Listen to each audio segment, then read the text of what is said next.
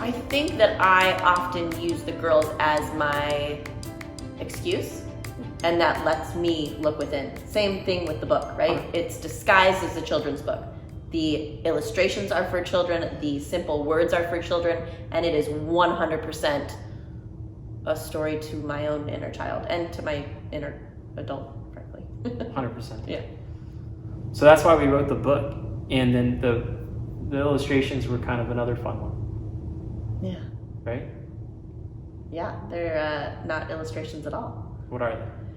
We were at a tennis tournament in Palm Springs, and we were walking around an art fair, and we came into this woman's booth.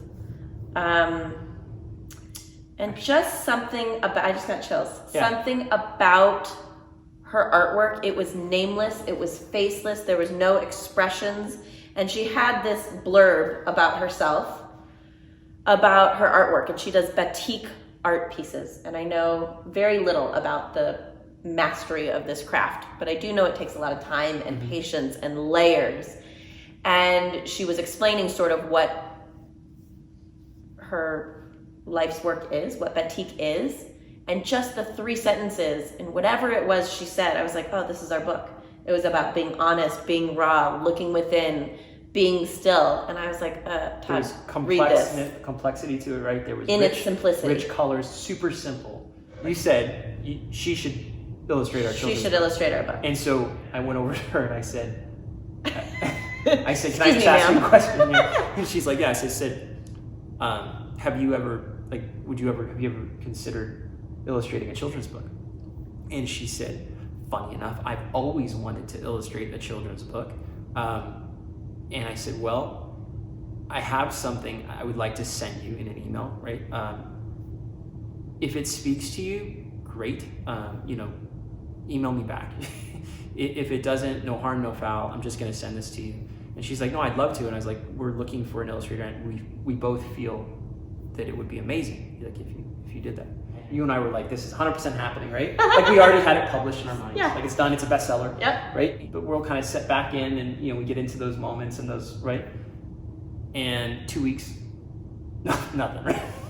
And remember what she said? She said, I'm sorry, for the delay, yada, yada. And she said, this does reach out to me, does speak to me.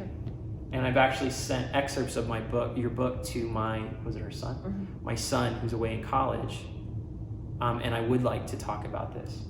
And we were like, yes. Right? I don't know how long she's been doing batik artistry, or her whole life, I think.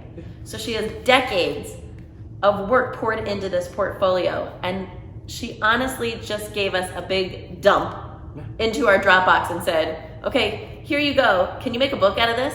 She said, your story is in my work.